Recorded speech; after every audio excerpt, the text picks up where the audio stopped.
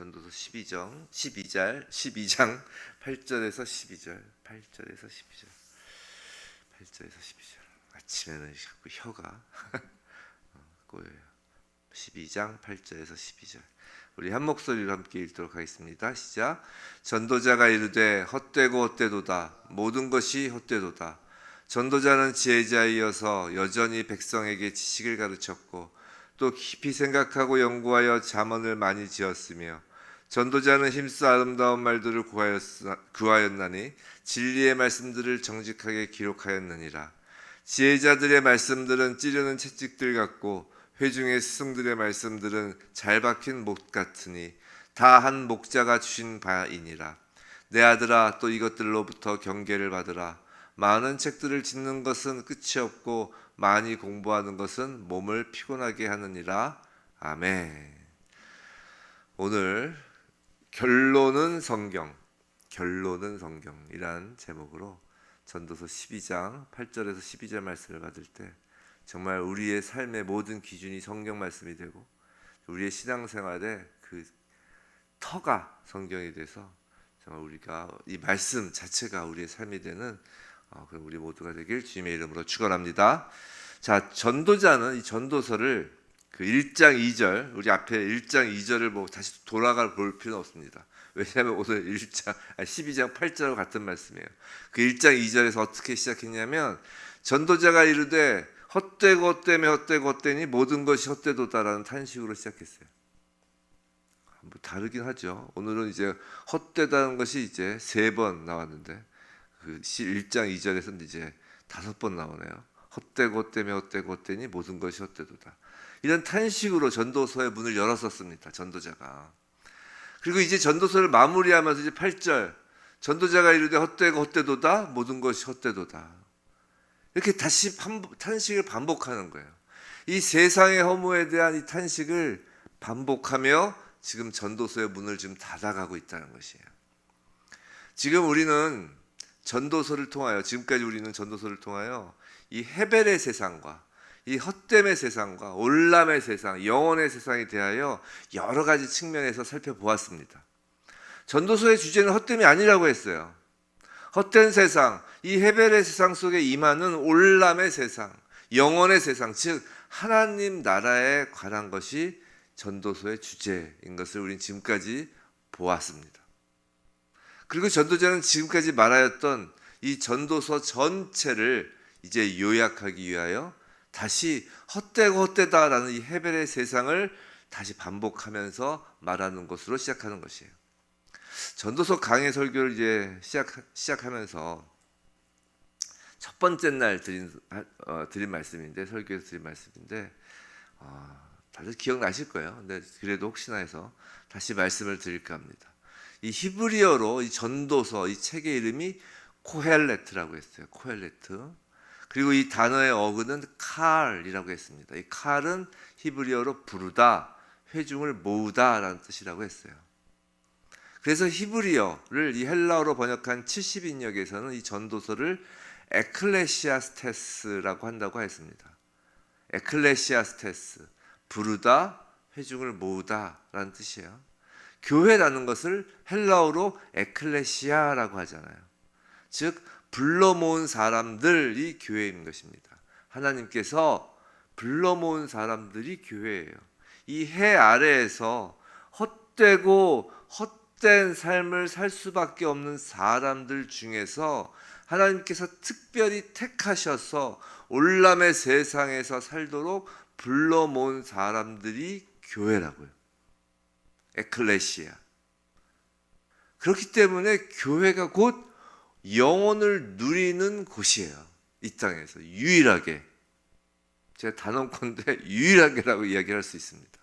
교회 이외에 다른 곳에서, 이 세상에 살면서 다른 곳에서 올람을 누릴 수는 없다는 것이에요. 그렇다면 교회의 성도란 무릇 필연적으로 반드시 이 유한한 세상, 헛된 세상 속에서 영혼을 살 수 있어야 한다는 것이에요. 그 일을 위해서 이 세상 속에서 영혼을 살게 하기 위하여 교회가 반드시 해야 할 것이 있어요. 그것이 9절 보시겠어요? 전도자는 지혜자이어서 여전히 백성에게 지식을 가르쳤고 또 깊이 생각하고 연구하여 잠언을 많이 지었으며 라고 합니다. 성도 여러분, 교회는 하나님의 말씀을 맡은 자예요. 그건 구약의 교회인 이스라엘 백성의 특징이기도 합니다.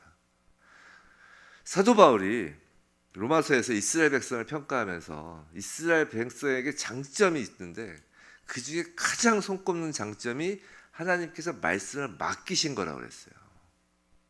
이것이 구약 교회인 이스라엘 백성의 특징이에요. 그리고 하나님 말씀은 곧 지혜라고요. 그렇기 때문에 9절은 이렇게 바꿀 수 있어요. 전도자를 교회로 바꿔 읽을 수 있고, 즉 교회는 하나님의 말씀을 맡아 하나님의 지혜를 품은 지혜자라고요.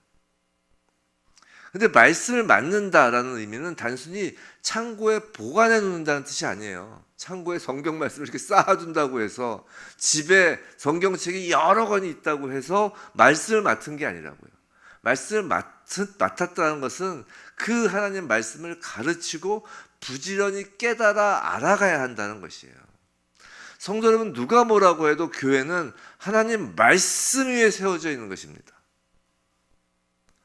그리고 우리에게 주시는 하나님 말씀은 다름 아닌 이 성경 66권이에요. 누가 뭐라고 해도.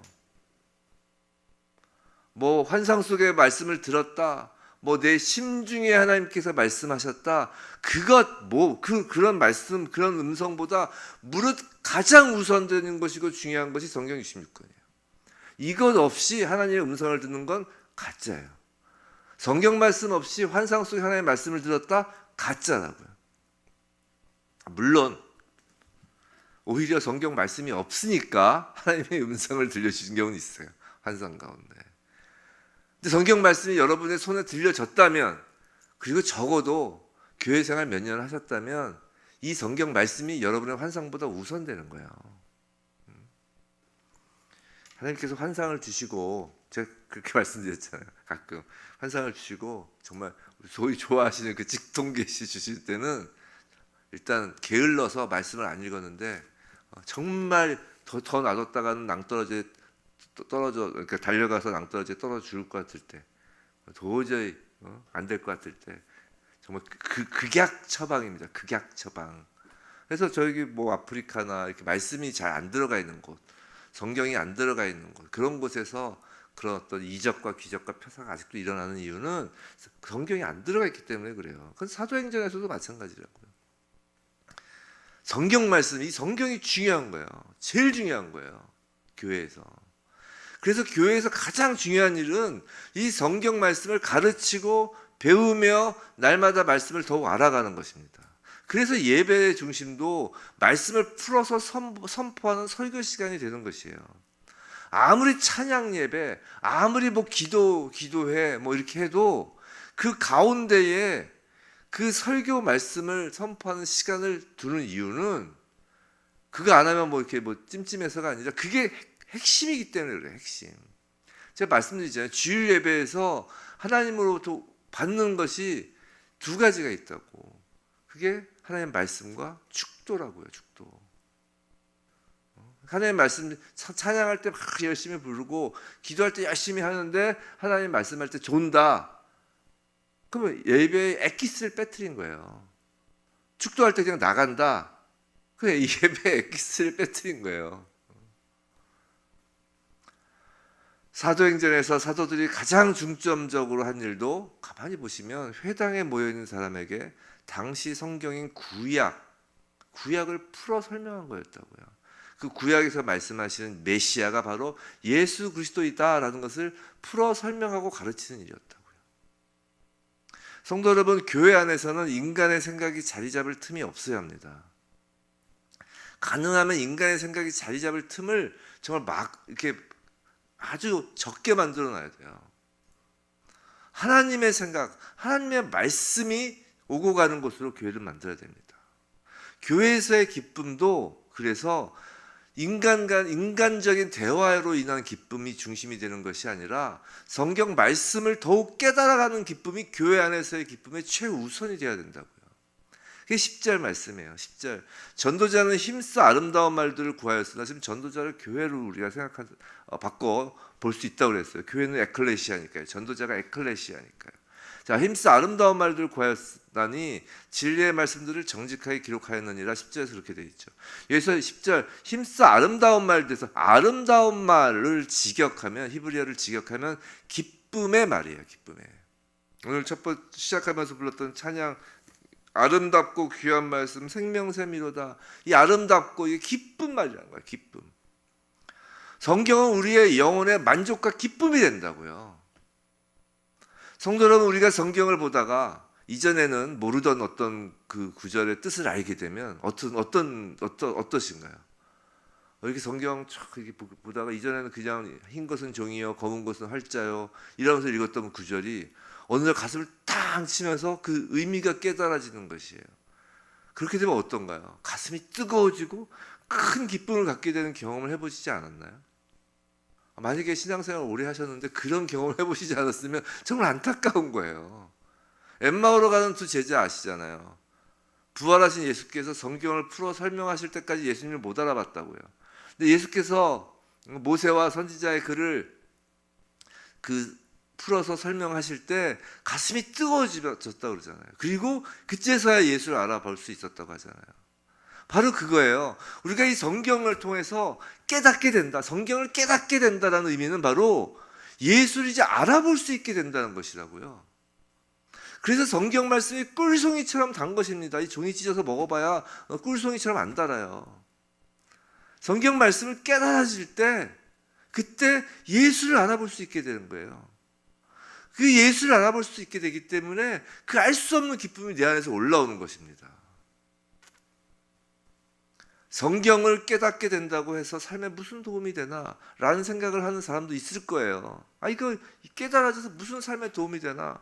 밥이 나오나? 떡이 나오나? 그런데요, 성경은 우리의 육신의 만족을 채워주기 위한 것이 아니라 영혼의 만족을 채워주기 위한 것임을 명심하시기 바랍니다. 성경은 우리로 하여금 그래서 세상 속에서 도덕적으로 잘 살고 세상 속에서 경제적으로 잘 살고 사람들과 친하게 좋은 관계를 맺게 하기 위한 가이드북이 아니라고요. 성경은 그런 육신의 만족을 채워주기 위한 책이 아니에요. 성경은 누가 뭐라고 해도 1차적으로 근원적으로 하나님과 친밀한 관계를 맺게 하기 위하여 기록된 책임을 명심하시기 바랍니다. 우리의 영혼의 만족은 이 헤벨의 땅에서 이루어지는 것이 아니라 올람에서 이루어지는 것이고, 그 올람에서 이루어지는 그 영혼의 삶은 하나님과의 친밀한 관계에서만 가능하기 때문이에요. 그래서 굳이 강대상에서 코미디언처럼 사람의 감각을 막 움직여서 막 계속 웃게 할 필요가 없다는 것이에요. 개콘이 재밌겠어요? 아니면 강대상에서 웃기는 게 재밌겠어요? 물론 집중하기 위해서 가끔 그런 것도 필요하죠. 어떤 그런 그 화법으로서는 전 충분히 긍정적인 면이 있다고 생각을 해요. 그런데 딱 설교 끝나고 교회 문 밖을 나오면서 목사님이 했던 농담만 기억나고 일화만 기억나면 그 이상한 거예요. 그거는 딱 예배당 문 밖에 나오면 오늘 말씀을 통하여 보게 되는 예수 그리스도가 떠올라야죠. 목사 얼굴이 떠오르면 안 된다고요. 예수 얼굴이 떠올라야지. 성경 말씀을 풀어 깨닫고 마음이 뜨거워지고 예수 그리스도를 보는 것으로 기쁜 것이어야 하는 것입니다. 또한 성경은 10절 계속 보시면 진리의 말씀들을 정직하게 기록하였다라고 해요. 성경은 우리에게 영혼이 깨어나는 기쁨을 주는 한편 이 깨어난 영혼들이 불의나 악에 대하여 단호할 수 있는 정직한 마음을 갖게 한다는 것이에요. 시대가 아무리 시대가 변해서 사상도 변하고 법도 변하고 철학도 변하고 그렇게 유행이 바뀌어도 이 성경 말씀은 영원토록 변하지 않는 진리인 것입니다. 지금 우리나라에 성경이 들어온 지도 꽤 됐어요. 그죠? 이제 거의 100년 넘었을 거 아니에요, 이제. 근데 그동안 개혁개정판 있었지만 그건 이제 번역의 어떤 그 번역의 발달인 것이지 이 내용을 바꾼 거 보셨어요? 지금까지 이 내용. 뭐 예를 들어서 어떤 한 장을 빼자, 한 장을 넣자, 뭐 그렇지 않잖아요. 뭐 우리나라 100년뿐인가요? 2000년 역사 동안 교회 신약교회 2000년 역사 동안 이 정경으로 성경 66권이 만들어진 이래로 바뀐 적이 없잖아요. 바뀐 적이. 성경 말씀은 영원토록 변하지 않기 때문에 이것이 진리예요. 환상으로 듣는 것은 바뀌어요. 꿈에서 봤기 때문에 이건가 저건가. 그리고 하나님의 음성을 마음속으로 들었다고 하면서 그거에 대한 해석도 그 상황에 따라 다르기 때문에 바뀐다고요. 주관적으로. 꿈의 해몽도 다 달라요. 그래서. 하지만 이 성경은 변하지 않고 바뀌지 않는 것입니다. 진리라고요. 그래서 이 진리, 성경 말씀을 깨달으면 아까는 마음이 뜨거워진다고 그랬잖아요. 그렇게 마음이 뜨거워지는 것뿐만 아니라 머리가 차가워질 수 있는 것이에요. 냉정과 열정 사이 뭐 그런 제목이 있죠. 머리가 차가워질 수 있는 거라고요. 성도 여러분, 신앙생활은 뜨거운 가슴만 갖고 하는 게 아니에요. 차가운 머리로 하는 것입니다. 한편으로. 그래야 소위 분별력도 생기고 거짓과 악에 대하여 단호할 수 있는 것이에요. 그게 균형 있는 신앙생활이에요. 너무 마음만 뜨거워서 이래도 좋고 저래도 좋고 아이고 그래도 사랑해야지 이것도 그건 사랑이 아니라고 그랬잖아요. 성경에서 말하는 사랑은 분별력 있는 사랑이에요. 분별력 있는. 사랑하는 성도 여러분, 우리가 교회인 이상 성경을 가르치고 배우며 더욱 깨달아가는 일을 멈추어서는 안 돼요. 목사, 장로, 권사라고 해서 성경 익히는 일을 멈추면 안 됩니다. 오히려 더 열심히 해야 돼요. 특히 교회 중직자분들, 장로님, 권사님, 뭐 목사님이야 뭐 당연한 것이고 목사들이야.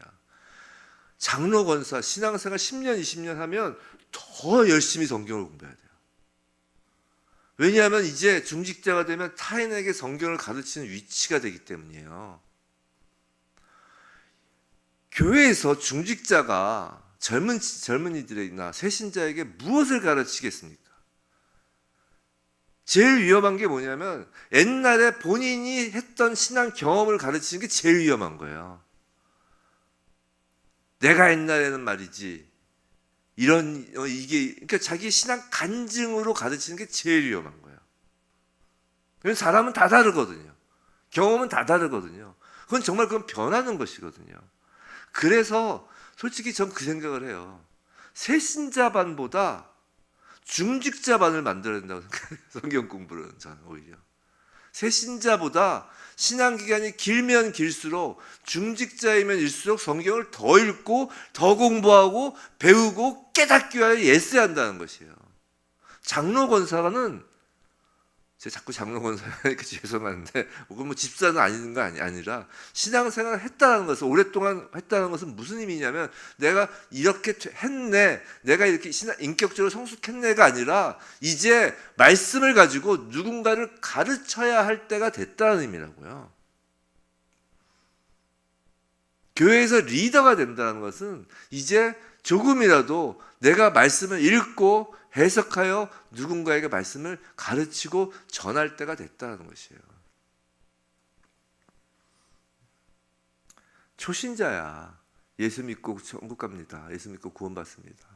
그냥 그거 한 구절 붙잡고 그냥 계속 교회 나와도 되지만 적어도 중직자라면 믿으면 구원받습니다. 이거 하나로 그냥 모든 것을 커버하려고 하면 안 되잖아요.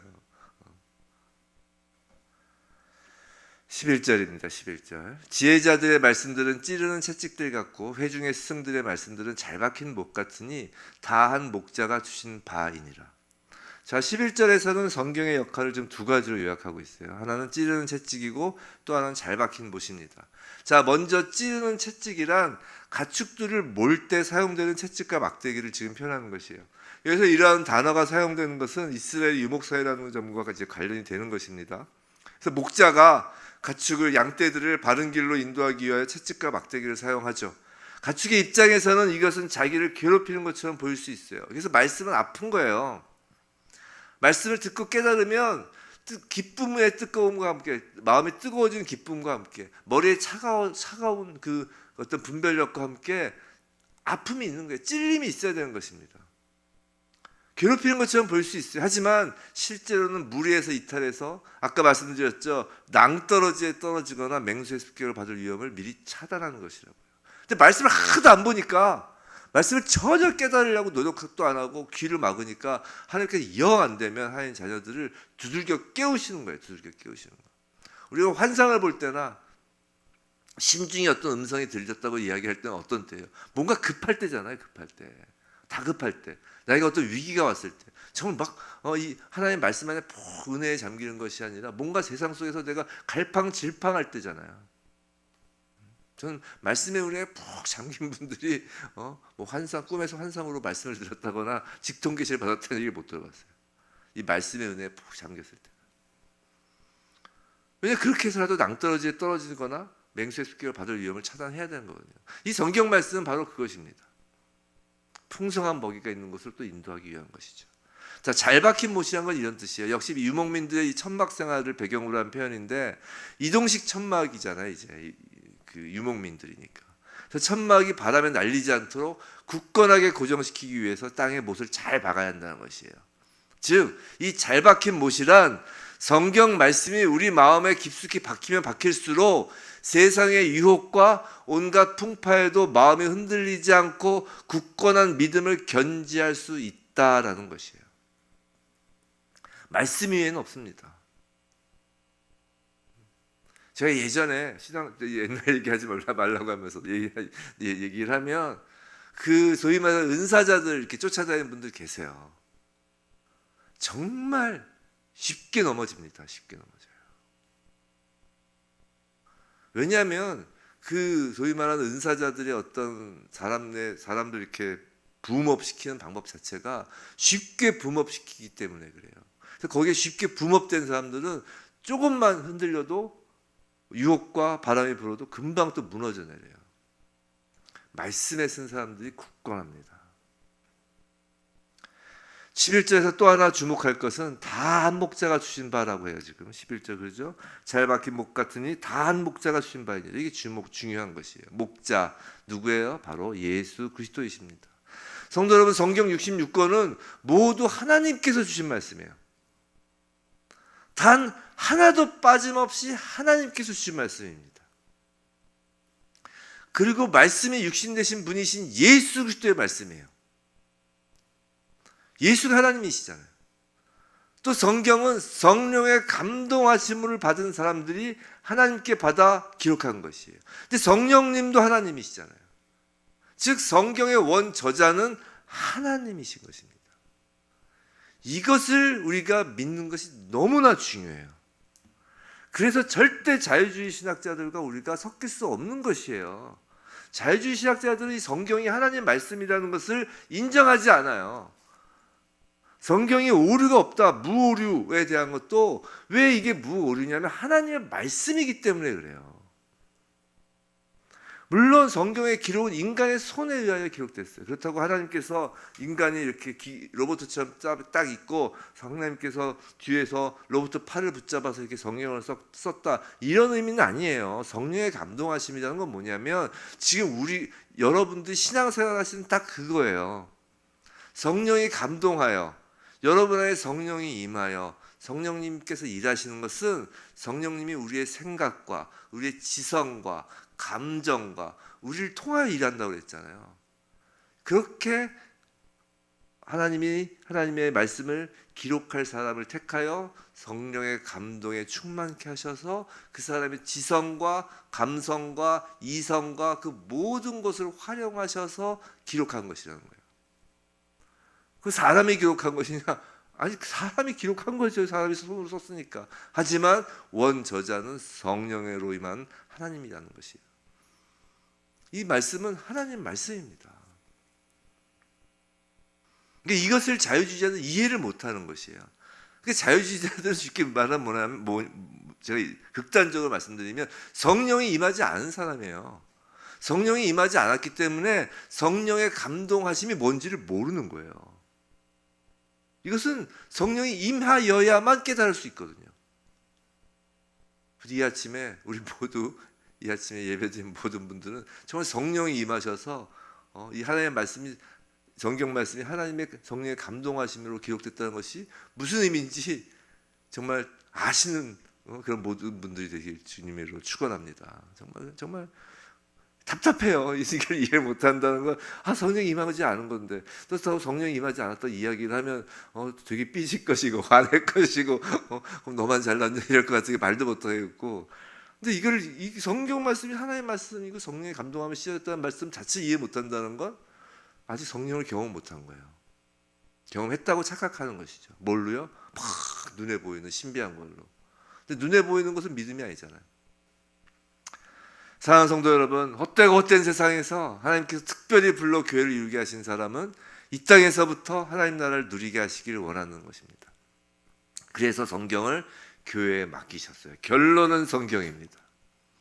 전 세계 어떤 민족, 어떤 인종도 같은 성경을 주셨어요. 다른 성경을 주시지 않았어요. 이런 얘기 하지 마세요. 다 언어가 다르잖아요. 그러면 정말 농담이시죠? 그렇게 말씀하시는 건 다 같은 성경이에요. 그죠? 그 나라 말로 다 이렇게 같은 성경을 주셨어요. 이 성경만이 진리입니다. 이 성경만이 우리의 영혼을 올람의 세계와 이어주는 사닥다리입니다. 디모데후서 3장 말씀을 제가 읽어드릴게요. 3장 15절부터 17절. 디모데후서 3장 15절부터 17절. 또 어려서부터 성경을 알았나니 성경은 능히 너희로 하여금 그리스도 예수 안에 있는 믿음으로 말미암아 구원에 이르는 지혜가 있게 하느니라. 16절. 모든 성경은 하나님의 감동으로 된 것으로 교훈과 책망과 바르게 함과 의로 교육하기에 유익하니. 17절. 이는 하나님의 사람으로 온전하게 하며 모든 선한 일을 행할 능력을 갖추게 하려 함이라. 뭐가요? 성경이에요. 디모데후서는요, 사도 바울이 로마 감옥에서 쓴 마지막 서신서예요. 그러니까 디모데후서가 4장까지 있거든요. 지금 3장 이야기를 한다는 건 이제 마지막, 사도 바울을 통하여 하나님께서 마지막 성경 구절을 쓰시는 거예요. 지금 사도 바울에게 성령의 감동으로 사도 바울의 생애 동안 그 마지막, 그 사도 바울을 통하여 사도 바울의 그 사역이 마쳐지는 그때에 마지막으로 강조한 것은 은사가 아니에요. 기적이 아닙니다. 바로 성경이라는 것이에요. 전도자도 오늘 마찬가지의 말씀을 하는 거예요. 전도서를 시작하면서 헛되고 헛되다를 반복하면서 시작하면서 또 그렇게 결론을 맺는 이 세상 속에서 무엇으로 결론을 맺는다고요? 성경으로 결론을 맺는다고요. 오직 성경만이 그 헛된 세상, 해변의 세상에서 날마다 우리가 올람으로 살 수 있는 유일한 길이라고 지금 전도자가 말하는 것이에요. 주님의 몸된 교회는 이 말씀으로 사는 것입니다. 12절, 세상의 많은 책들은 12절 그러잖아요. 경계 받으라. 많은 책들을 짓는 것은 끝이 없고 많이 공부하는 것은 몸을 피곤하게 하는. 이게 무슨 말이냐면 세상에 많은 책들이 있어도 그것은 진리를 왜곡하거나 피곤케 한다는 것이에요. 이런 말이에요. 세상의 그 서구에서 수천, 수억, 몇 개인지 모르지만 그 많은 책들이 꽂혀있는 그 서구에서 성경책 딱 한 권을 딱 뺀다면 이 성경책 한 권이 빠져 있다는 그 서구에, 그 서구는 다 헛되고 헛된 것뿐이라는 것이에요. 여러분들의 서구에 책장에 많은 책들이 있고 전공서적이 있고 공부하는 책이 있고 인생을 살아가는 지혜에서 여러 가지 책 수백 권 수천 권이 꽂혀 있다 해도 그곳에 성경책 한 권이 빠져 있다면 그 책꽂이에 책이 전혀 없는 거나 마찬가지예요. 무익한 거라는 거예요. 피곤하게 할 뿐인 것입니다. 우리의 마음의 서구에 성경책이 빠져 있으면 우리는 그리스도인이 아닌 것이에요. 우리 날마다 성경 말씀을 듣고 배우고 익히며 가르쳐서 이 땅에서부터 영혼을 살아가는 정말 진리에 속한 교회가 바로 우리 모두이길 주님의 이름으로 축원합니다.